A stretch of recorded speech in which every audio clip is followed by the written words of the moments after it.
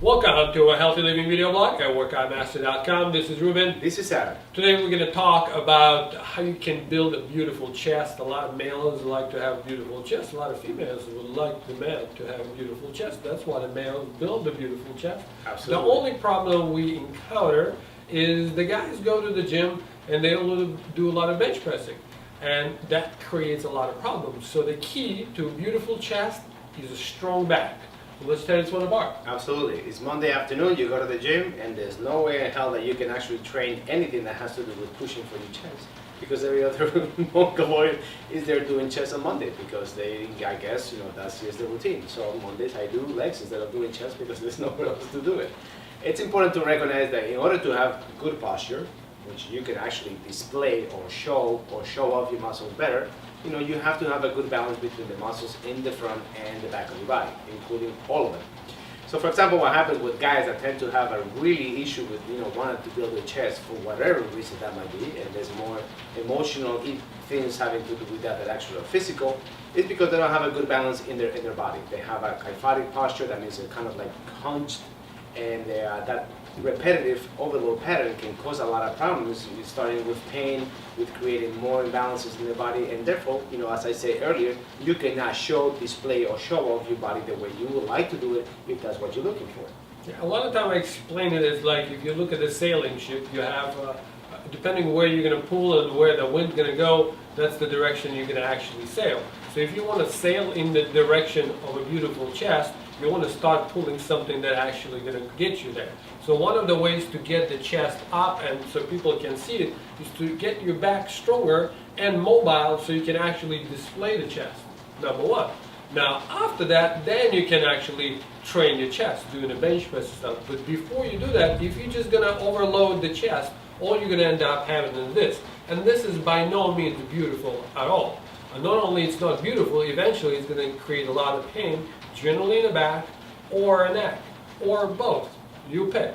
We work a lot of times with the clients that unfortunately come out as very kyphotic or rounded shoulders, increased thoracic curvature, forward head posture, and we consistently work with Ruben to make sure that they stretch the chest.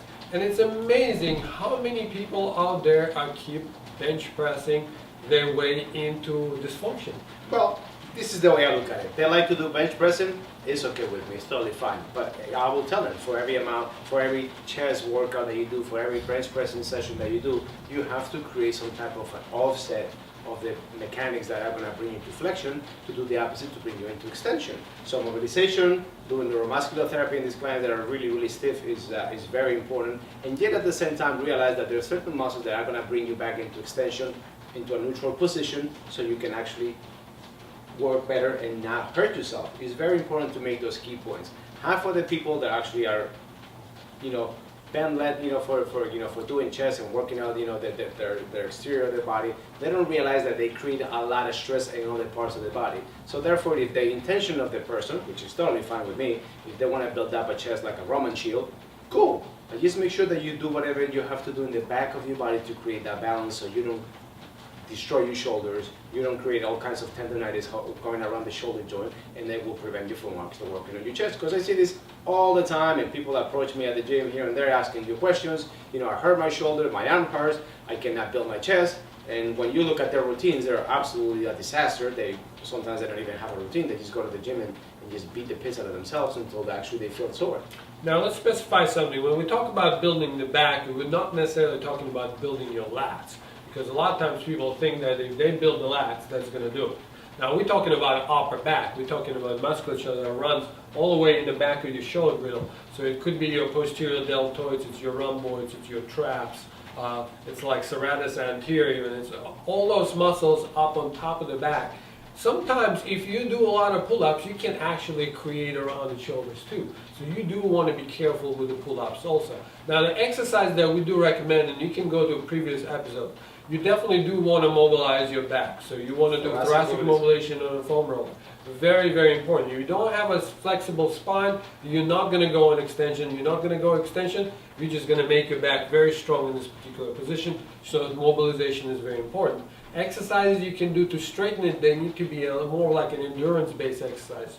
So you can do something of a bend over rows. You can do prone cobras. You can do alternating supermans. You can do horse stances. All this exercise we posted online. So they're available, the explanation available. If you have questions, you ask us.